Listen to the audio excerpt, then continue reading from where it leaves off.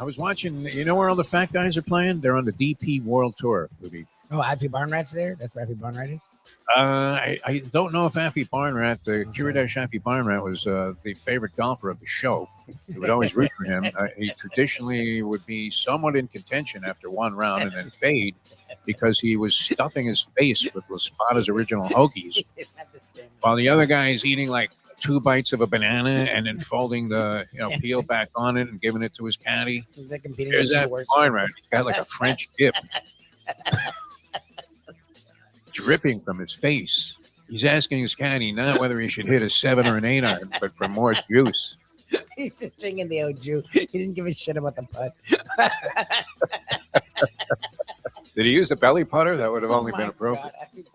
We used to bring him up to every golfer that we had on the show, every golf analyst. He was classic to watch, the guy. Like, Stadler actually wasn't that fat. He was just like a bigger dude. Like, Afi Barnrat was fat. Like, he was a big ass. Just fat. I mean, the first time I saw the guy, I was like, no, this can't be like the PGA Tour. Can you imagine when he was at the Players Buffet where the guy takes like half an egg? And there's that Barnrat just taking whole trays over to his table. Weighs like 80 pounds. All those guys are on the DP World Tour now, Lubie, if you're a fan of golf.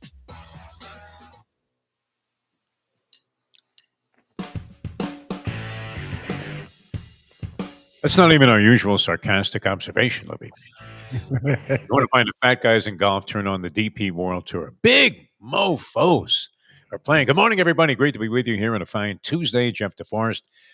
We have Mike Lubitz, and we're going to embark on like a 2-week journey here. Sort of get into it with a little bit of a soft opening, but trying to zero in. The cleaning lady always wins the office pool, Lubie. Oh, by a lot, yeah.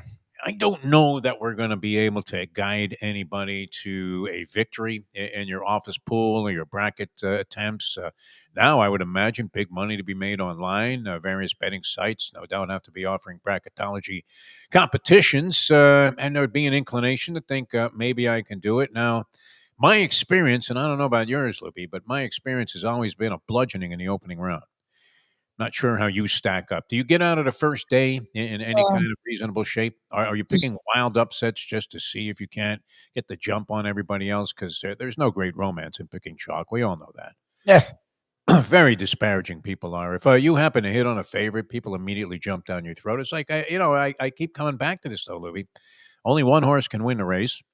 Yes. Only one team can win the championship. So if you like Auburn at plus 350 and they win, how can people look at you and go, oh, what a stupid chalk-playing motherfucking loser? It's still well. Is that bitterness, or is that a valid interpretation of the fact that you're a chalk-playing motherfucking loser? What do you think? I mean, no, look, it's never great to play chalk. It's definitely never great to brag about chalk. It can be great if you're getting 3.5 to 1 and you think they're going to win and they do. Exactly. That's the thing. Like you've always said, when Hank would give Welcome you shit. to the Defo Show. There you go. When Hank would give you shit, only one person, one horse, one team can win. So if the chalk does win, I mean, what are you supposed to do? Be mad about that? Guess what? Everybody else lost. Exactly. You got it right. right. No, if you're one of these guys, it's always betting 3 to 5 shots at the track. Yeah. You're yelling and screaming like, come on with that 4. I told you couldn't lose. Exactly. All right. So you had Secretariat at 1 to 9. Exactly. Bring the ticket. It's worth $2.10, and I get the fuck out of my face. That would be the approach. But I mean, if you're somebody that, like yesterday, we made this brilliant case for Auburn, did we not? Based on what? Based on one reaction to a win over Kentucky, and the body of work that they've done for the season. I mean, they're deserving. They are co-favorites to win it all with Duke at plus 350, and the next shortest price would be Houston. Kelvin Sampson somehow doing it again, and they had a win over Kansas last night, although they did not cover the point spread, Lubie. So if you were betting chalk in that particular case, you got buried. As they won by 6, they were laying 9.5. Houston plus 800. I don't know. Do you see Houston winning it all this year? Well, what do you think? Is that worth a sniff? You would have to think that, look, if you're betting something as wide open as the NCAA tournament is supposed to be, and you're trying to pick the winner, are you really going to feel comfortable with plus 350 on either? And you're getting 2 teams at that price. So if you just, I don't know, do you bet them both if you're a chalk playing motherfucking low life? I couldn't bring myself to do that. Although I thought, I mean, the word would be, I mean, if you're any kind of responsible gambler, they always put those ads up. Kurt Warner is actually pushing the whole notion of gamble responsibly, as he's got a big FanDuel shirt on, Exactly. like a 20-team parlay listed underneath it that you might want to. You're trying to take a peek and go, well, did he include Auburn in there? I'm not sure. The idea of gambling responsibly is that are those two words that are mutually exclusive of each other? Gambling responsibly. If you're gambling, you're somewhat irresponsible to begin with, are you not? What would you say, Libby? Honestly, look. So here's the deal. There's different ways of doing it. I mean, you play in a stock market. Are you gambling responsibly, or are you just gambling? They would exactly. They would say you're gambling responsibly. I don't know. I think there's room for all of it. You just got to be responsible. I think you can do it all responsibly. I just think a lot of people don't. That's the issue. Well, there's the wild intangible. If you're betting, your money on the stock market, maybe you bought Netflix at a low price, and now you're filthy rich. I have a guy that sometimes joins me on my walks, or at least for a piece of it. And he told I'm looking at him. He's buying like a new $130,000 Cadillac hybrid, one of those giant vans that you could literally use as a hearse. Unbelievable. And he's got plenty of money. He's talking about his house here. He doesn't do anything but walk around. And I asked him, so how'd this happen? Is it impolite to ask a guy how the fuck he got filthy rich, Libby? No, they love it. What are you talking about? People like talking about that? People don't like talk. It's impolite to ask how much do you make, specifics. But if someone hit it, what do you mean? All these people that are rich have all these books of how I made it. Da da da da da. That's true. Yes. A load of garbage. Do like to beat their chest. I had the 6 at 50 to 1. Of course. That's how you got it. 100%. People love that shit. You know that. All right. So is it responsible? The guy buys Netflix at a very low price, cashes out, hundreds of dollars a share later, and has himself a nice pile of cash. Well, wouldn't that be beautiful to have get out money just sitting there in a big pile like you were Cochise, sitting on a pile of cash? Incredible. Sitting bull. That'd be great. I don't know that you're going to get rich betting sports, Lubie. Some people no doubt have. Many people have gone broke.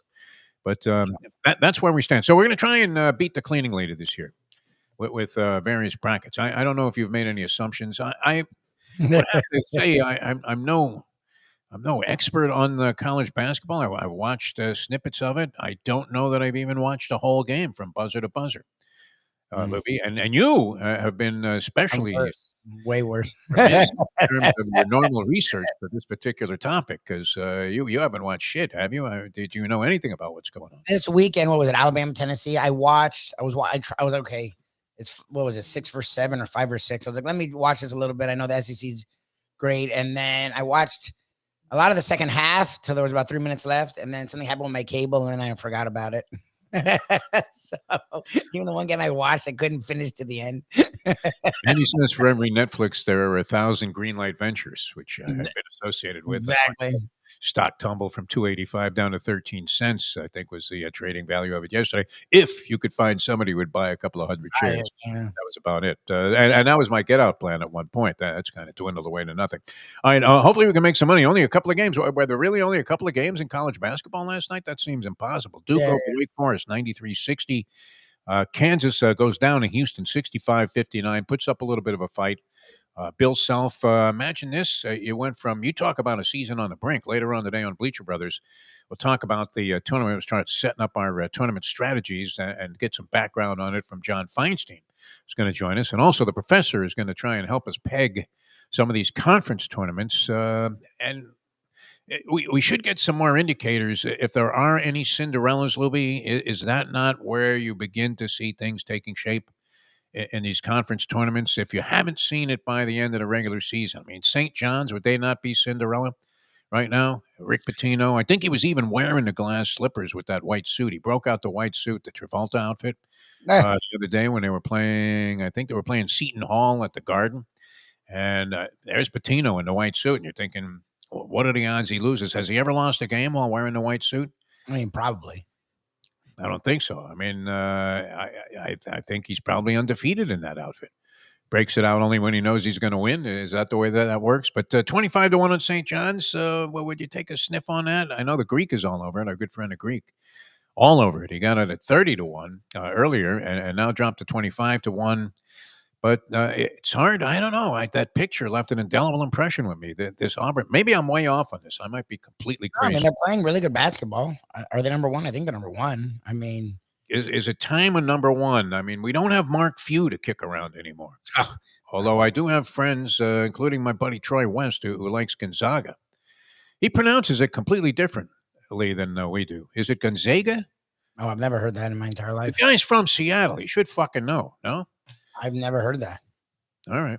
I've heard Gonzaga. Gonzaga or whatever. What you just? I always thought it was Gonzaga. I go all the way back to the GE College Bowl when we first heard of Gonzaga, and then John Stockton put them on the map for a while. Then they disappeared into oblivion and came back under Mark Few. And every year they have a contending team that all the wise guys say, "Oh man, you better watch out for Gonzaga." And you got Adam Morrison hoisting bricks, line drive brick, top of the key, after having a sensational season, and boom, they're out against Valparaiso in the second round. Or something along those lines. So, should be pretty exciting. From the School of Evasive Answers, Lubie, I know you love this at press conferences, post-game interviews, interviews at any time for that matter, where the subject gives a completely evasive answer to a direct question. That's going on in politics right now, is it not?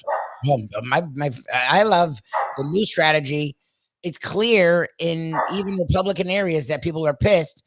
But we're going to tell them it's Democratic plants, even though they know that they're the Republicans that are. I love lying to the people who are doing the thing. Like that's my favorite move. Like it's plants. Like, no, it's not plants. They're the Republicans that are pissed. What are you doing? You want to piss them off more? Like, dude, what are you guys doing?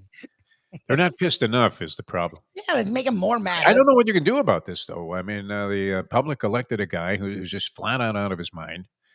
And in the back of your mind, you're thinking, could I give this guy the benefit of the doubt? Is there any reason to go ahead and give the current administration the benefit of the doubt and think, well, maybe these aren't the things and the ways I would approach stuff, but maybe in the end it works out. Is there any people did any feeling of that okay, these tariffs that kicked in, so it's going to cost you another $10,000 to buy a car and all this other stuff. The grocery prices are going to spike immensely. It's going to be $8 for an avocado.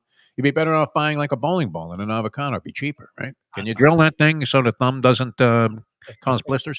But with all of that being said, is there the proverbial light at the end of the tunnel where you go, okay, kind of like when a team strips down completely and says, we're going to tank for 3 years, it's going to be really bad. Where does this sound familiar? We're going to really be awful. We're going to tell our coach to lose. We're going to pay him to lose games. If he wins games, we're going to fire his ass. We're going to fire his black ass and get him out of here. He had to be a DEI, Rooney Rule type of hire, right? Obviously. And so then we're going to have all this draft capital, and we're going to build through the draft, and we're going to have a young nucleus, and it's going to be great. And it's not just going to be a one-year fix where we brought in some free agent at a lot of money and compromised our salary cap for the next 5 years. No, we're going to have this youth movement and build a culture. And then what happens? 1 year after that, they figure out, well, it's going to take forever for this to work, and plus we don't know how to draft anyway. What made us think we were going to solve our problem there? And then you go to free agency, you sign a bunch of high-priced guys, you bring in some coach that seems like instead of a playbook, he's been reading a lot of Jean-Paul Sartre. And you're looking at the situation and saying, wait a minute, how did it get better? We're 8-9. 3 years into this thing. 8 and fucking 9, Lubie. Yeah. So, yeah, maybe there is no light at the end of the tunnel. You're always sold on as a sports fan that the Philadelphia 76ers, for example, how many years were they awful? Well, look, it depends who's doing it. Again, Sam Presti had shown that he could build that team.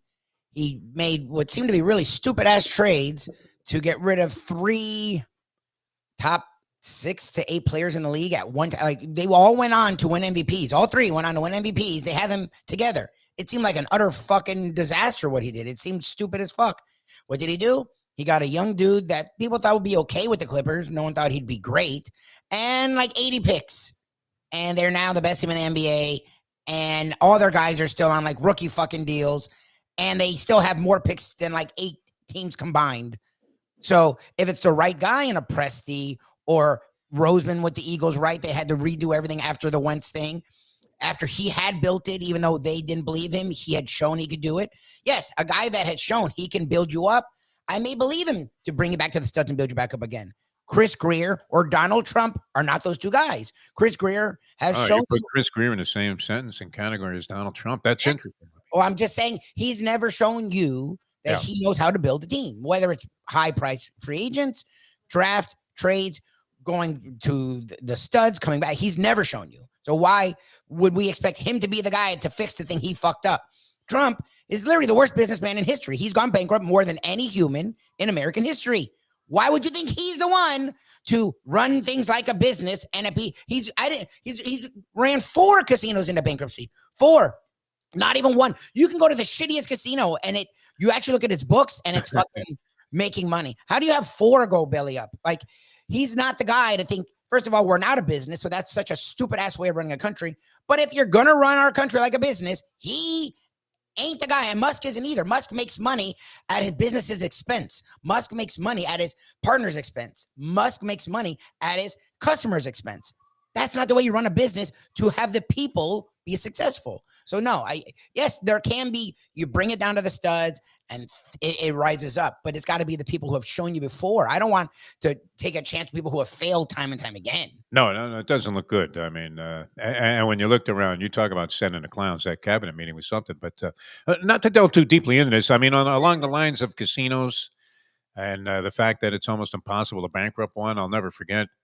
And that was when we were out in Omaha, Nebraska. I was with the great late Sonny Hirsch. And Sonny says, hey, and this was a while back. We're talking early 90s. So this was not a common occurrence where he says, hey, you know what? There's a casino here in town. I'm like, a casino in town? Sonny, I didn't see anything alluding to that. He says, yeah, it's at the time it was an Indian casino, but now it would be properly termed to be a Native American casino. And so Sonny says, let's go out there tonight. We'll play some blackjack. Well, yeah, sure. That sounds exciting. So we're driving through like cornfields and all kinds of crazy stuff, blowing by dead cattle. And then there's a neon sign, literally, that has Rod Serling on it. And it says casino. And there's actually like a flaming arrow pointing to a spot further west, which was much further west. So hardly on the outskirts of town. And yet, even they were making money there. I mean, this thing was in the middle of fucking nowhere, Lubie. That's the joke. Like, Harris, you couldn't find it if you were bouncing the GPS signal off of a Sputnik. You couldn't find this place. It was literally buried. And yet there are the people driving up, and they were making money. So pretty hard to bankrupt a casino. I would agree with you that that's a tough business to lose money in. Very, very difficult. So again, these people are like, well, that's why the Republicans themselves are turning, because it's a month and they're like, oh, fuck, it can't get better. I don't have a job. The job market is now a disaster because everyone's scared to do anything because they know the economy is we went from 3% growth to 3% decline in a quarter. It takes years to have that much decline. 3% decline in a quarter? Of a whole country, it's fucking insane. Like, we got to try and zero back in on things that are more irrelevant, like who's going to win the NCAA tournament here, because otherwise you'll blow your brains out, Olivia. All right, from the School of Evasive Answers, I know you love evasive answers in sports, where a direct question is asked. One of the great examples, of course, would have been Mark McGuire at the steroid hearings. Congressional hearings where all of these congressmen are asking Bud Selig questions, and he's like, I don't know. Meanwhile, like we said, there's Jose Canseco. He's got a needle still in the neck vein, and he's injecting steroids as they're doing the testimony. And Bud has no idea what the hell's going on. But the most evasive answer, maybe in the history of sports, would it have been Mark McGuire at those congressional hearings, Lubie? Where they would say, Mark, did you ever inject yourself with steroids or any illegal substances, performance-enhancing drugs? And he says, I'm not here to talk about the past, Judge. I love that. And just looking on in astonishment, going, oh, well, then why the fuck are you here? We don't give a shit about your little league. Wanted to get this important message out to little kids. Okay, Mark. Look, we all know you did it. I mean, what the hell is that? It's like O.J. Simpson talking about how he cut his finger in Chicago on a little piece of glass. Get out of here, O.J. There's blood everywhere. This garbage. The chauffeur's waiting for you. A shadowy figure goes rolling into the house, just happens to have the key to your mansion. It wasn't Cato. He was asleep with a cheeseburger all smeared all over his face. But a Cooper Flag yesterday, most evasive answer I've ever seen. I mean, what a brilliant session this was. Now, the kid, does he have a little bit of hillbilly in him? Where is he from, Cooper Flag? He seems to have a little bit of hillbilly. I thought I heard deliverance music in the background. I know he's a Duke, a very distinguished institution of higher learning, and so it's not like he's playing at Virginia Tech, and you're figuring he came out of the Black Hills somewhere after shooting some Gophers. But I'm going to say, he's from Maine. He's from Maine. I knew it. He's from like a Maine. small town in Maine. Yeah. That was a Maine accent he was exhibiting during this interview. Where I mean, the big question is, what is it really a question, Lubie? Is it a foregone conclusion? What kid would return, no matter how much NIL money that you could possibly pour into this kid's pockets, if he was going to be the top pick in the NBA draft? Oh no, he's leaving. Worth by comparison. No, you're not getting him to. Again, that's why Ward left now, and not like if you can get into the top 10 picks in either the NFL or college football. The NBA. Sorry, the NFL or the NBA. They're not. I mean, that's money they're not, because again, you get the way the endorsements are. As much as you're seeing college kids do national endorsements, it's not the same thing as the NBA. And the shoes, you're not getting a shoe as a college kid, and like all the stuff that comes with being like the dude, and especially him, he's gonna be Wemby, right? Like is he as good as all that? He's not generational. Like Wemby is literally the next LeBron, like the next guy. Wemby's 7'9" also. He's 7'4", but yes, threes. But Flag he's definitely a guy you would tank for a first overall pick. Like he's not. You think he's that good of a player that he's going to change a franchise in the NBA? I'm not sure I agree with that 100%. I don't know if he'll do it right away. Like, look, Wemby, this is year 2. He was already getting MVP talk. By next year, they were going to probably be a top 5 seed. Everybody saw that. Flag is Baylor from the grave was screaming, "That should have been our pick." He probably was. Screaming. The Flag isn't exactly that, but Flag is legit. Like Flag's a guy that will be a number 1. Look, like Anthony Edwards. Anthony Edwards wasn't right away, but Anthony Edwards was very special coming out of high school. Flag is another level because he's big. He's like 6'8", 6'9". He can handle it. I wouldn't deny he's got obviously he has talent. I mean, he had like 28 points last night in this rollover against Wake Forest, which. How long has Wake Forest been bad? They're getting destroyed, it seems like, in a lot of these big games this year. Wasn't that long ago that you had to say, well, you better watch out for them. But looking at Cooper Flag, and he's bombarded with the same question over and over again. Hey, do you think you're coming back? Was this the last game you ever played at Cameron Indoor? Because it was Duke's last home game of the season. And you could not have gotten a more evasive answer, where he says, well, I'm just focused on every game. And then get this, Lubie, he threw it like a hook to the body, as if he was Leo Santa Cruz finishing off a 6-punch combination. Always had that left hook to the body. And he says, I'm just focused on every game and every practice. Nah. Oh, God. You got to be kidding me, Cooper Flag. I mean, come on. School of evasive answers. It could be right up there with one entry. I mean, would that be the biggest shocker yet? If he came back and played? Mark Leinart, when he went back to USC, that was something of a surprise, was it not? The guy could have been. He was the number 1 pick, and he fell back. Number 1 pick in the NFL draft. Would have been a giant mistake, as we later came to find out, and maybe could have already had that premature evaluation before he came out of college. Was he a cinch to be a great quarterback in the NFL? If Trevor Lawrence has not convinced anybody that he's really the man yet, how far behind Trevor Lawrence was Matt Leinart when he was coming out of college in terms of having some kind of howitzer for an arm? Oh no, he was ahead. He was. Trevor Lawrence is one of those generational guy we wait for prospects. I mean, Trevor Lawrence, he was great as a freshman. Like people were he was like luck. They compared him to like a luck. Like he's a guy that we've been waiting for. People will wait around for. I mean, Lawrence was supposed to be as can't miss as it gets. I mean, appeared to be, and even seemed that way with a bad team, Jacksonville in the pros for a little while. You thought, wow, well, the quarterback's great. They'll eventually get some support around him, but it hasn't happened yet. Hey, Tua, you want to throw today? Yeah, exactly. I don't know. All right, so that brings us to some. I'm really surprised at you, Lubie. You're not watching college basketball. You won't acknowledge the regular season.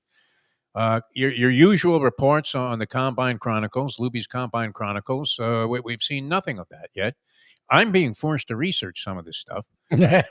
I I told you. Travis Hunter has small hands. I always love this about the He's combine. athletic. He'll go top 3 or 4. Does that mean, Lubie? I don't even want to get into that. Little Marco, I mean, what's your response? It's hard to imagine that. Travis Hunter, not to get into any kind of ugly stereotypical type of stuff that could get us blown off the air here at Bleacher Brothers for a while.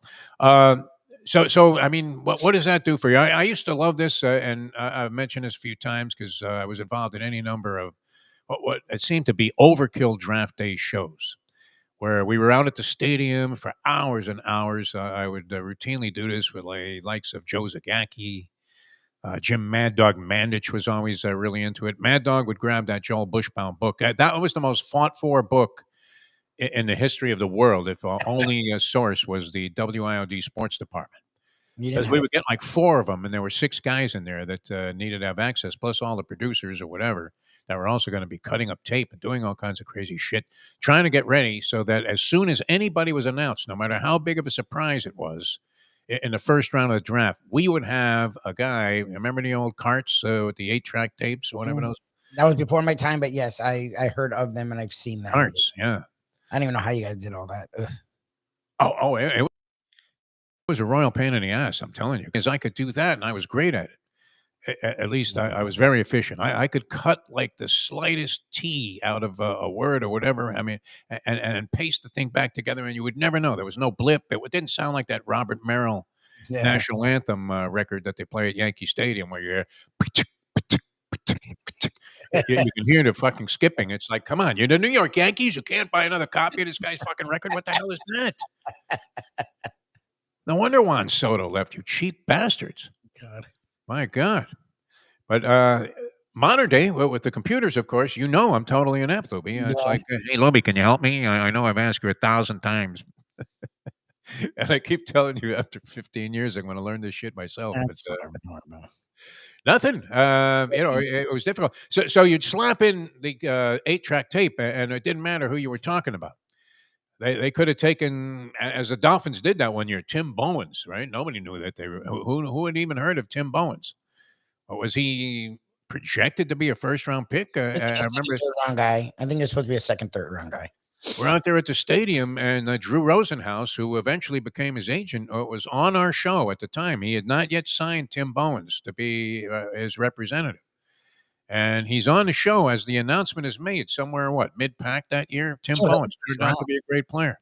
Yeah. It was and Rosenhaus condemns it. He says, that is the biggest fucking reach I've ever seen in my lifetime. This is outrageous. How bad can the front office be here? The Miami. I don't know if he had a problem because, they'd gotten rid of Randall Hill before training camp even ended. Turned that into Troy Vincent, who turned out to be a pretty good player. But and then later that night, there he is on like sports, sports time or whatever they call those late night shows that followed the news, and he's got his arm around Tim Bowens, saying, "My man." Rosenhaus is classic. But we used to grab for the Bushbaum book because it started. I mean, you would end up with a depiction of these draft prospects based solely on body parts. And Bushbaum was obsessed with the asses and rear ends. A big buttocks offensive lineman. It's like, is that all you do, Joel? Is stare at players' asses and try and decide who's going to be good and who's not? But the lingo for the Chronicles, the Combine Chronicles, was always laced with this type of verbiage, talking about body parts for the most part. And then small hands was always. I mean, that's never been. Small hands, small feet. It's never been a particularly flattering characteristic to have portrayed and have that be whatever it is that as a man. Yes. Well, in football, with quarterbacks, it's same thing. Small hands. It's quarterback is an issue because of the arms too. Because of the fumbling, like it is a precursor to guys that fumble a lot. But again, we've seen guys with smaller hands. Drew Brees, I remember the hands were supposedly a fucking thing, and the guy is a top 10 quarterback all time. Like, it's not an automatic, but yes, these are things they look at, and they do matter, sort of. I mean, a little, I guess. I don't know. I stopped worrying about that stuff a long time ago because, again, you always find success stories. Look, for Travis Hunter, his hand size isn't the issue. Again, he's going to play defensive back. The receiver, and what makes him great as a receiver is that He goes up in traffic, doesn't give a fuck. He's athletic as hell. He's long, and whatever his hand size is, he grabs, he catches everything. Maybe he's got a great pair of hands. He obviously does. Yeah, he catches As everything. opposed to some guy that's got these giant Vito-sized mitts that everything just bounces off as if they were throwing a ball against the backboard. So it could be an asset. Well, we don't know. But I always love that. And that was the Combine Chronicles for today. We do have to mention that Mason Graham, his stock plummeted, Lubie, at the Combine. Mason Graham, defensive lineman from Michigan. From Michigan. Okay, I don't know. Mason Graham, based on the fact that his listed weight. Now, we know this is total BS when they list height and weight. Certain sports, the NBA tends to exaggerate. I mean, there was no way Harold Miner was 6'5", listed at 6'5". And now You got to be kidding me. I should be looking up at this guy like he was Chris Mullen. And it turns out I'm looking down and I'm thinking this is an imposter. This can't be Harold Miner. So he was barely 6 foot. Hey, Donovan, right? You're looking for Tim Donovan saying, what kind of a fraud is this? Oh, so he was barely 6 foot. I didn't realize he was that short. Oh, Jesus. So this guy went from weighing 320, listed 320 to 296, Lubie. What kind of red flag does that send up for you if you're Chris Greer and you're a very astute judge of talent and you're sitting out there making notes with Mike McDaniel while McDaniel's he's got like one of those Steve Martin things, like where he's got an arrow through his head as he's watching this shit.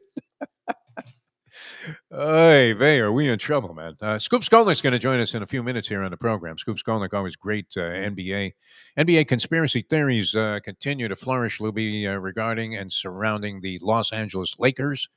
I started to read this story this morning because the usual conspiracy theory would be, how is it that every generational player somehow ends up on the Lakers? Yeah, it's weird that they're able to get these guys and get them. Usually it's in some stupid ass trade. It's like, or the free agent. Could this trade have come further out of nowhere? I mean, from the outer limits, this thing. It was fucking weird. Like Nico Harrison, I don't even know if he's in this country anymore. He might have been deported by the Trump administration for making that trade. I mean, this was a worse trade than George Bush trading Sammy Sosa for a bag of peanuts. Unbelievable. From the Rangers to the White Sox, where, of course, or to the Cubs, rather, where, of course, Sammy flourished. While being administered many doses of whatever it was that Victor Conti was serving up there at the Balco Labs. How is it that we're such fans of this stuff, Louis? Is it because of the circus? Yeah. I mean, look, especially for what we do, it's great to have fodder. I mean, it's beyond the scope, though, of your wildest imagination that it would come to this, where I mean, here we are years later, and we still haven't figured out what happened there in Major League Baseball. We do know that perhaps there was something to the idea that performance-enhancing drugs were of some benefit. Witness any of the Russian Olympic teams, which will now be cheering for, will be mandated to cheer for the Russians in the Olympics. In fact, I believe they will add the Russian gold medal totals to that of the United States. There'll just be one combined country. We will have a stronghold from now on. There won't be any worries about that. Well, are we going to win the Olympics? I don't know. What do you base it on? Total medals? Should it be a 5-3-1 system? Yeah, exactly. Or do only gold medals count to decide the champion? It depends which one we come out on top in. That's usually the way they decide it, right? All right, we're going to come back. Scoop Skolnick's going to join us here. We'll talk a little bit about what's going on in the NBA. But the latest conspiracy theory doesn't even involve them getting every player of the Lakers. Okay. I mean, if you look track history, my God, how has it happened over and over again, going all the way back to like Kareem, for God's sake? Yes. But think about it. They were able to draft the Lakers. Here's Doncic now, and all of a sudden he's figured it out. But Doncic is now a subscriber, at least on a mild and kind of just beginning to see validity basis, that players always target their comeback from injury for the game against the Lakers.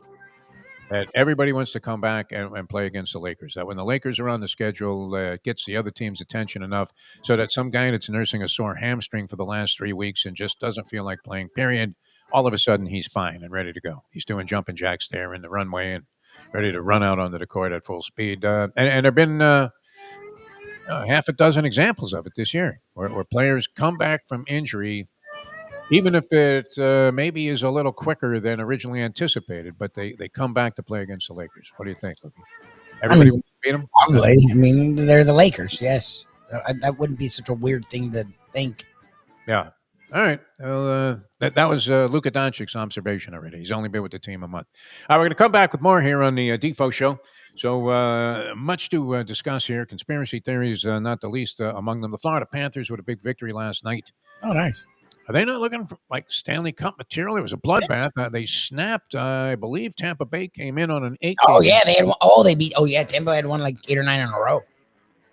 And as my good friend Ron Harrison used to say at the beginning of every sportscast he did back in the day in the early 80s on 940 Wins, WINZ.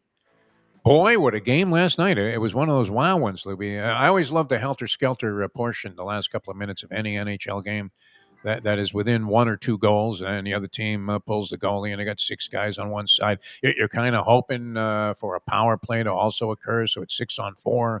Then it really gets to be a mad scramble.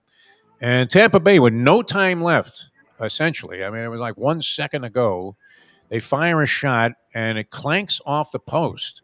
Oh, Jesus. Clearly having beaten Bobrovsky, who's been playing great, but nonetheless, they get a scramble in front of the net. They get a short point-blank range shot, and it clanks off the post. The rebound is loose in the crease, and they can't get a stick on it, and the time expires. That happened so many times in the playoffs last year. Oh, my God. How insane is that?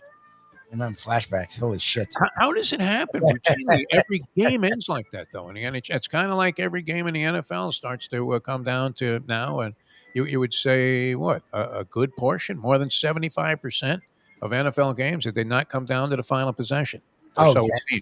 Most of them. Certainly in deciding the spread. Yeah, definitely. Most games were close, though. If you took double-digit points, I think all year long, or any spread, maybe even that would be something to research. We'll have to get Mark Lawrence on that one. How many underdogs covered when they were getting 8 or more points? What do you think, Libby? Oh, good. Would you have come out on top? Rare nowadays. I mean, most getting 8 or more points. It seems like every game was decided by the proverbial, and I hate this terminology, one score. What are you talking about, one score? Is it a field goal? Is it a touchdown? Is it a touchdown and a 2-point conversion? That's 2 fucking scores. Come on, let's get with it. All right, Scoop Skolnick will be joining us in just a few moments here on the show. I'm Jeff DeForest. He is Mike Lubie Lubitz, and we'll be back with more in a moment. Now that. The time. Proud of you, Lubie. You contained that political rant down to about, maybe 150 seconds. That wasn't bad. We were just rolling into it. It was like it would just start. No, I wasn't even going to do anything. You just brought up. Yeah, you can't help it. I mean, when you're looking at what's going on, people who bullshit, and then if you pretend nothing's happening, I think then you're going to end up getting buried unless you got a lot of money. All right, back in a moment. Now that. The time. Thank you, Johnny. It's 8:41. Play the ponies in style at Champions, the outstanding simulcasting room at beautiful Hialeah Park. Yes, the grand old lady of thoroughbred racing has never been more vibrant, and you can wager on the races from the top tracks around the country while enjoying a cocktail at the Brass Rail Bar or any of the fine food served throughout the facility. If poker is your game, you're covered in style, and you can play all your favorite Vegas-style games, including blackjack, craps, and roulette, in Hialeah Park's sizzling hot casino. Get a player's card when you walk through the door for all kinds of generous amenities, including our favorite, free play, when you come out to the ultimate casino and entertainment destination, Hialeah Park. These days, we're all looking for comfort anywhere we can find it. Thank goodness for Landlubbers Raw Bar and Grill in Plantation, because they are making sure you are as comfortable as possible. First of all, they're not only open for delivery and pickup. All you have to do is go to landlubbersbarandgrill.com for both pickup and free delivery. You're going to have the best wings in the world. You're going to have a great burger. You're going to have their amazing soups. Again, Landlubbers, Raw Bar, and Grill. It's nice and easy. Just go to landlubbersbarandgrill.com for both your pickup and free delivery. Thank goodness for Landlubbers for making you always feel right at home. Are you looking to buy your first home? Have you been turned down for a loan? Do you need to refinance or get money out of your home? Call Michael Kodzi, CEO of Choice Mortgage. He's been helping the South Florida community get mortgages for 30 years. Hi, this is Michael Kodzi, CEO of Choice Mortgage. We have the most competitive fixed rates in the market. Call me 24/7, 561-441-2730. And remember, I don't just work banking hours. To make the right choice for your home, call Choice Mortgage. The world, I mean, if my point was ever going to be embellished and going to be proven true, the world has gotten a sugar daddy. Grab a bagel and a schmear, plus some Defo and Lubie. Welcome back to the Defo Show. All right. Welcome back to the show. Good to have you with us here on the Defo Show, and especially all over the planet. We welcome into the program.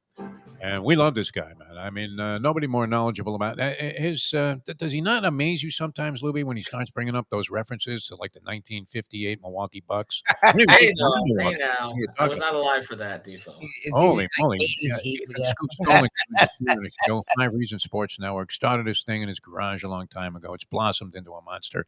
Ethan, how are you, my friend? Good to be with you, Defo. I am. I'm recovering from watching half the Heat play the Wizards last night. What the hell was that? Oh, wow. I mean, I don't know if we want to begin there because I wanted to get your thoughts about the latest Laker conspiracy theory, which was that players now target the Lakers for their comeback. They may be walking on crutches in the morning shoot-around, but they still end up playing against the Lakers. This is an observation of Luka Doncic. Says that he is sort of buying into it. It was brought up to him. Now, we know the Lakers get every generational player. I don't know if you believe that's by conspiratorial means, but it does seem odd that, I mean, I understand Los Angeles is a glamorous destination, probably offers much more opportunity than maybe 28 of the other cities in the NBA. But does that have any element of truth to it or validity, Ethan Scoop Skolnick, that players deliberately come back to play the Lakers because they just hate them like poison? I don't think so. I mean, the Heat players during the Big Three era used to have this conspiracy that players only played hard against them. LeBron used to come to practice like after like some unknown would go crazy with them with points or rebounds. He would then like chart like the next few games for that player to show that the player didn't do anything against any of those other teams. Wow. I don't know. I mean, I think there was Ryan Hollins at one point. There was somebody else. I remember Wayne Ellington going crazy against the Heat a couple times. That actually got him signed by the Heat.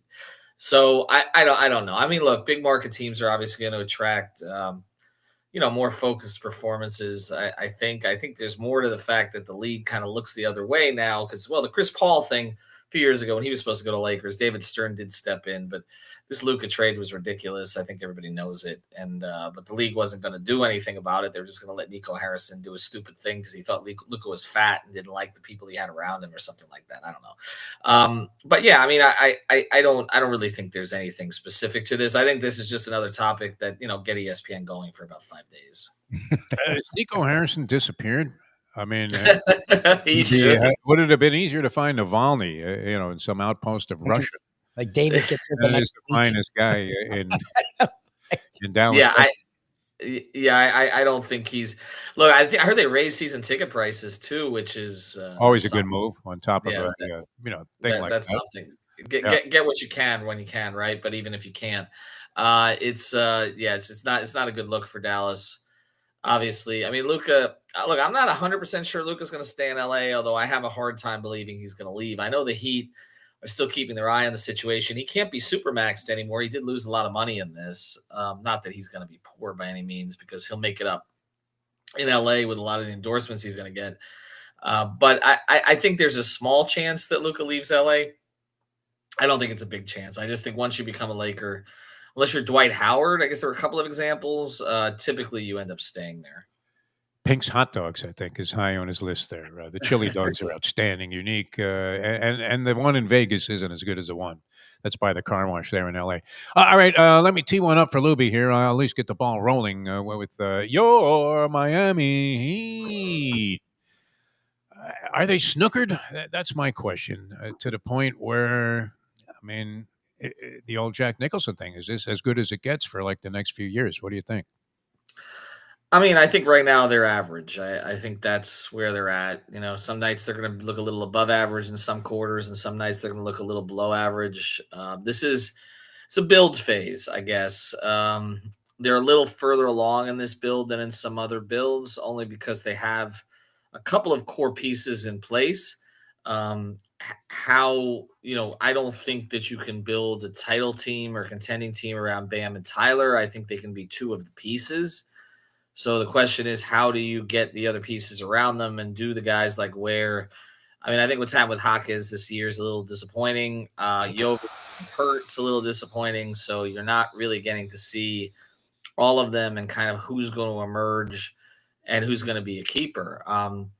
But I don't think that the lead player for this build is on this roster yet. That's why I'm not calling it the hero build or the BAM build. I think this roster is being set up to go bring in somebody. Now, whether it's a more advanced age player like Kevin Durant, or whether you're waiting out Luka or Anthony Edwards or Giannis or something, or pipe dreams or whatever, I can't say for sure. I know the one thing they won't do is they won't try to fast forward this by giving away assets for a player who doesn't move the needle like a Terry Rozier again. They're not going to do that. They're not going to go get a guy who, is basically putting up numbers in a bad situation. I don't think that's where they're headed. I think they're going to be try to tactical about this. They know the fans are impatient. They're hoping, I think, that these young players can continue to show promise to give them something to build on. I mean, look, you look at the Knicks game, okay? Reality is they shouldn't have been leading that game at any point. The Knicks were healthy. The Heat were playing without, 3 rotation players, Wiggins, Jovic, Hawkins. Yep. And yet the Heat had a big lead. Like, they're capable of doing some good things with the roster they have. It's just the difficulty sustaining it is the problem. And all of these blown leads this year where their flaws start to show up, because what happens is teams start to focus on Hero. There's not a lot of other options. Sometimes he's going to make good decisions and sometimes he's not. And he's not, he's not elite. He is flawed in some ways, but he's the best that they've got. And so that's kind of what happens on an average team is you're leaning on a guy who is the best that you've got. He's not necessarily the best on the floor, and that makes it challenging. So what are the chances that they're able to get a guy like that? I've heard the scuttlebutt that LaMelo Ball now is a guy that he is a younger dude that is a point guard, and they've thirsted for a point guard for years now. And maybe he would work with the group they have, and maybe you don't have to give up a ton to get him, or he'll be a free agent. Like, what are the chances that, because they've tried this for 5 or 6 years now, and whatever part it played in Butler, we know he just wanted the max, but we know the fans were very clear in that they're frustrated that all these attempts have failed. To have that, like back in the day, we all would have gone in. Yeah, this is a great plan because they always seem to get their guy. It's now been like 5 years since they got their guy. You know this organization as well as anyone. You know how they think, and you also are honest about their chances. Edwards, I don't know if he stays in Minnesota. He's not happy, and I know he's mentioned Miami, but like a guy like that in his prime, not even in his prime, joining your team, the Luka thing again, like we just said, it's ridiculous. Like to get a guy like that is almost impossible. What chances? Like what? A, B, C, D, F, like what level do you think this plan is that they're going to go get that number one? Because clearly it feels like they have everything but the number one. Yeah. And that's the hardest thing to get, right? Like they say, if you have those guys, you try to keep one of those guys because it's hard to get one of those guys. That's why they put up with Jimmy as long as they did. I don't think Jimmy's a true number one anymore anyway. I don't think he can do that night to night. And I think it puts you too much in the hole when he has to dig you. Then you're asking him to dig you out of an even deeper hole every postseason. And they recognize that. And that's why they weren't willing to pay that kind of money. But again, replacing him, the things he was able to do, to me, a true number one has to be able to get to the line in the playoffs. I just think stop the clock, get to the cheap, easy points. That's why Tyler's not it. I think that, again, he can be a number 2 scorer on a good team. I do believe that. I think he's developed to that, but I don't think he can be a number 1 on a very good team that has a lot of upside. So, how are they going to get it? I mean, we've been talking about this for a while. They've never really had the assets to do it because they don't want to. First, they gave away the pick for Rozier. They had the pick they had to give away to OKC. So now they're trying to recoup their pick stash. It's difficult. It's not as easy as a player just saying, I want to go there. This is not really a cap space league anymore. It's tough. I can't guarantee it. I don't think they can guarantee it. I think that's why we keep coming back to KD because there has been mutual interest in the past. We know that. And there does seem to be a genuine unhappiness with the way the things. I don't think he was unhappy before the trade deadline, but I think the way stuff got out, now he's clearly unhappy. They're not playing well. He's the easiest get, I think. I know that sounds weird because it's KD, but again, you're talking about, late 30s. It's not Anthony Edwards at the beginning of his career. There's not teams aren't going to – I don't think Phoenix is going to ultimately get a ransom for him. They tried with the Heat. The Heat said, no, we'll table this. And look, the Heat have gotten players after trying to get them before. They did this with Lowry. If you remember, they didn't get him at the trade deadline. They ended up acquiring him the next summer. They did the same with Jimmy. They tried to get Jimmy from Minnesota. They ended up getting him when he was in Philadelphia. So I can see a scenario where they circle back on him and they get him. And that's why, I keep coming back to him because it's felt ordained. Now, the problem here is he of an age now where he can still really carry you? And that I don't know when they've got a younger roster. Thank God it didn't happen with Juwan Howard that they got him back after they. Well, right. His career went into the tank after that. All right, quick thing. If Lubie's right about LaMelo Ball, what happened to LeVar Ball? He disappeared from. I mean, is he gone? Did he lose a foot? I believe. Did he? I don't know. I mean, I just heard that yesterday. Wow, possible. All right, so he was in the news then. So he's still around. Yes. I'm going to check. There's this little. Hold on. There's this handy dandy thing called Twitter. I'm going to check it. Let me see. There you go. All right. I believe I heard this yesterday on my drive down. Of all things, I was listening to Sirius XM, and they played his son's song, and they mentioned that the father lost a foot. Hold on. I'm going to solve this for you because you want to know where he's been. We got you going. 5 reasons will be a buzz with this information. I will see. All right. Yes, he says. In his first comment since foot amputation, if I wanted to, I'd grow it back. So there you go. Wow. Many people thought not to make light of this because obviously it sounds like some kind of diabetes-related situation or whatever. Something along those lines, yes. Yeah. But he usually had his foot in his mouth. I mean, for the most part. So see, I knew you were going to do something like that. Yeah, no, he could get by with one. I didn't mean to, Ethan. I know, but you couldn't help it, and I'm partially responsible for that. Well, your obsession with finding out if it was true, that was great. All right, so here's the magic question. You know me, and we've had Pat Riley on our all Elliott Ness team, untouchable. And when people would call radio shows I was on and start disparaging Pat Riley and saying this, that, and the other thing, I wouldn't hang up on him. I wasn't quite Hank-esque about this, but I would greatly refute it as much as I could and dispute it. But that being said, and this would be the question, at 80 years old, with a team that, you mentioned a couple of pipe dream situations. If Giannis Antetokounmpo plays here in Miami, it'll probably be the biggest surprise after all the times that people said, well, you know what, there might be a way where they can get Giannis. I don't know. Is that really ever happening? I'm thinking no. Right. Has Pat Riley, it hurts me. I don't even know. Could I have Lubie ask this question? Losing it at this point. Has Pat Riley lost it? Has Pat Riley? I don't. Thank you, Lubie. Has the game passed him by? Ethan, you covered Shula. We're talking Chuck Noll here. Donnie Shula. What are we talking? I don't. I'm loath to say that for a couple of reasons. One is he's not really totally running it anymore. Okay. So that's why this whole idea of him losing it, I think he's phased out some of his control. He's done that himself. So I don't. And the people who are running it are people that he's picked. So I don't. Who's calling the shots? Who's the main? Well, I'm not that he didn't pick Nick Harrison, but I mean, it's the owner's son. Okay. He's basically running the day to day. Andy and Adam Simon are doing more and more along with Spo. So I don't know. I mean, this idea that he's running like Jerry Jones, that's a different story. Like Jerry's running it right into the ground. I mean, has been right. Like Pat's not really running it in that way. He has others who are ultimately he shares responsibilities with. So I think he set up the organization pretty well that way. But can he snap his fingers and get a star anymore? No. But I think a lot of that is not really his age or him. I just think it's the CBA and the constant adjustments to new CBAs, and it's a different game than it was. And they have tried to adjust. They just haven't hit the guy yet. So I think that's really more where it's at. I think it's unfair to say that he's lost it.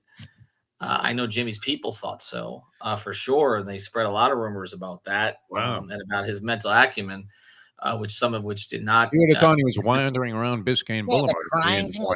Well, that's how they kind of made it sound. And I'll say that a lot of us didn't really report it like that because, we thought it was unfair. But Biden was in better shape than exactly. Well, they kind of implied that. So yeah. But I'm not gonna draw that conclusion. I think they need a little bit of luck, a little bit of planning, and they need some of these young players they've taken to pop. I thought Ware did some good things last night, and that's positive. And That guy looks good. It's going to be ups and downs. Yeah, he looks a lot better than Hassan Whiteside, which yes, he does. Oh God! Another well, that may have been the beginnings of people thinking that Riley had lost it, right? He laid all Right. his capital on Hassan Whiteside. That was kind of crazy. All right, one last thing, if you have a sec, I don't know. I know you probably have to run and do many things there with 5 Reasons, which you're all over. Ethan Skolnick, leading basketball NBA podcast. But and do you have a vote for Coach of the Year? By any possibility? I don't believe I do. I don't believe I do. But I think it's well. I interesting. mean, if you do, exercise it and vote for JB Bickerstaff, who I have at 9-1 to be the Coach of the Year. We know, there's a bet in there. Kenny Atkinson is going to get it. I mean, he's minus 700. What he's done is amazing. Yeah. Bickerstaff is a good choice, though. I'll say what's weird about this is that Stephen was good last year. Well, they were, but they were good under Bickerstaff, which is what makes it kind of a weird deal here because Atkinson's getting credit for not being Bickerstaff, but Bickerstaff has lifted another team. They were 14-68. Scoop. I know. Remarkable. If they didn't win another game, it's been a remarkable turnaround. I know. No, it has been in their head of the Heat too. Just to end this on a positive note. LeVar Ball still doesn't have a foot. Come on, see if you have a vote. I mean, 9-1. I will try to find out for you if you can. You want to squeeze me a few bucks too? I'll take it. I will gladly give you half of the bet without you having to put up any cash if we lose. Yeah. This is like a Don King fight we're trying to arrange here. We're about bribing one of the judges. You're rig the Coach of the Year. There's video of this, Scoop. This is might compromise the integrity of 5 Reasons. All right, we love you, Scoop. Great stuff. The best, Scoop. Thanks, man. For being with us. Scoop's coming. How are you gonna rig the Coach of the Year? That would be what lows? You go around to voters. Hey, I got some cash. What is the barometer? JB Biggers. I mean, the lowest level. I don't know. That might have been it. Right? That makes me so happy. That's I suddenly did it. I didn't even know what I was talking about at first. No. Hey, by the way, do you vote for Coach of the Year? Not at all. He was like, no, I don't think I have a vote. And like, well. Kind of made it useless at that point. I mean, he really is the guy. Like Atkins, look, I get it. They were like a 3-4 seed. Does he? Now they're a 1. The Pistons were a fucking joke. Like the Pistons literally just fired a dude that made like record money. Who was a good coach. Yes. Was a good coach and couldn't do anything with pretty much the same roster. I get it. Cunningham now is another year of healthy. I don't see the big changes. That's what's startling to me. But they didn't make any moves. They don't have any. And the draft pick, the twin kid has been solid. Good. Where's our man Grant Long? I mean, we have to dig. I've reached out to him multiple times. I haven't heard from him. I hope he's okay. Yeah, I'll try him again. But the Pistons are literally one of the best. One of your regular, sort of correspondence here. Yeah, no, with the NBA. Yeah. Rinaldi might have changed his phone number when he got the phone. Rinaldi, I don't think has the same number. I don't think Rinaldi.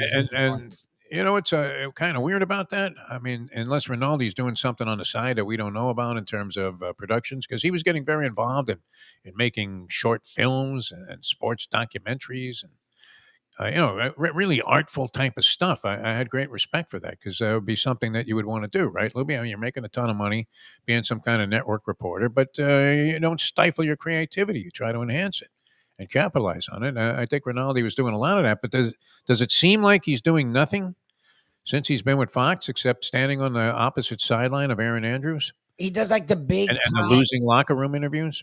Football. He does big time football, but he doesn't do anything else. So I don't know. Yeah, it's weird. He was doing a lot with ESPN, and with them, he doesn't really do much. ESPN, he was all over the place. How do you think we came to the whole Rinaldi poetry thing? Because he was the guy that was always doing those kind of dramatic reads. A young man divided into 2 souls. 100%. What the fuck, man? That was like when Ed and Steve Sable obviously were smoking a lot of weed when they were running NFL films, and they brought in, first of all of that Bavarian oompa music from Mexico, which now, I mean, it would cost them more for the rights to the songs. Although, I mean, do you have to pay off? Does a dead tuba player from Mexico get a residual on NFL films? Because they were pretty staunch and very adamant about like anything you used that you had to pay for. Oh yeah, the NFL. You were using NFL films clips, so I don't know whether you were treating the musicians that provided all of that music, signature stuff, the same way. No, That was great. But when they wrote the autumn wind is a raider, yes. tell me they weren't fucking whacked out of their minds. Oh no, it's the best. Right. That one's classic. What did that? And that was Rinaldi-esque, wasn't it? Where Oh yeah. you have a mixed metaphor that's so mixed that you can only assume that somebody who is bordering on being criminally insane actually came up with the lyric. It's good stuff. All right, Louie, always a pleasure, my man. We will catch you later on and then tomorrow. Thank you for helping out. Don't forget, for the sake of John Feinstein, going to be joining us later on. We're going to get into, and this was sort of the idea of the great Chris Visser, who was participating in this, and he's thinking that bracketology is what it's all about for the next month. Is that? Are we foisting that on people, or is that really the central? No, people care about the brackets. After the conference tournaments, people care about the brackets. I just don't know if they care about it before. Like I mean, it's fine to. It's a little early to be a bracketologist, and John Feinstein. I wouldn't subject him necessarily to saying, "Hey, so what's your bracket look like, John?" I know he called. I don't even know he's in the tournament yet. We haven't had him on in a while, but I know he was calling games.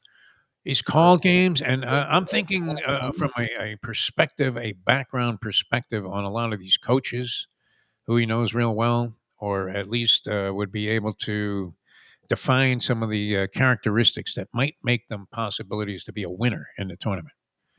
Does John Shire strike you as a guy who could win the tournament? If he did, think about how in stark contrast he is in terms of his on-court demeanor and off-court, for that matter. Oh no, he's super laid back. Your good friend Danny Hurley. Hurley. He's not even like Mr. Nice Guy. You would want this guy dating your daughter, wouldn't you? He's not even Coach K level. He's very even tempered. But didn't they, like his first or second year, make that more run? Upbeat Dusty May? Didn't they make that run where they were underwhelming in the regular season, and then they went on a deep run, and that sort of solidified him, where people then believed he was the dude? I mean, with Flag, they're gonna have to go. If they don't go deep, people will question him, because this is the best talent he's had. Seems like they have more than their share of balance, Louie, from what little I have observed about Duke basketball, because I still have trouble watching them play. Oh, yeah. Cameron Crazies, I have great respect for these people, though, don't you? I mean, as much as they annoy everybody and they seem to be overwhelmingly obnoxious, the fact that they line up there 3 days before and sleep in fucking tents, Louie, come on.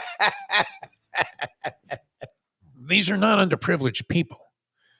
These are people that you would have to assume, for the most part, grew up amidst what would be very upscale wealth. Oh, you don't get. I mean, look, there are people that are like the one that worked 6 jobs and then they volunteered here. But usually, if you're going to an Ivy League South level school, that's what Duke is. Pretty much the best school in the South.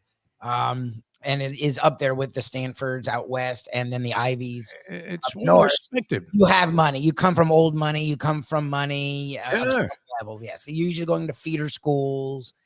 Yes, your father owns several thoroughbreds that are in contention for the Triple Crown this year, and you grew up on a farm where they had a still out back making bourbon. It's Blue Bloods. You're right, Blue Bloods. Maybe higher level than that. Never mind owning horses on a farm. Get out of here, man. Yes. They own buildings all over the world. All right, Louie, we have to get out of here. A lot of fun being with you. Thanks to Scoop Skolnick for joining us here on the show. We'll do it again tomorrow. We'll have some old school. Brought to you by Texas Roadhouse Restaurants with the great Tony Segreto. And until then, thanks everybody for tuning in. We'll see you next time as we leave you. Now that The time. it's 9:06. Let's go to eat a damn snack. Look what they done to my show.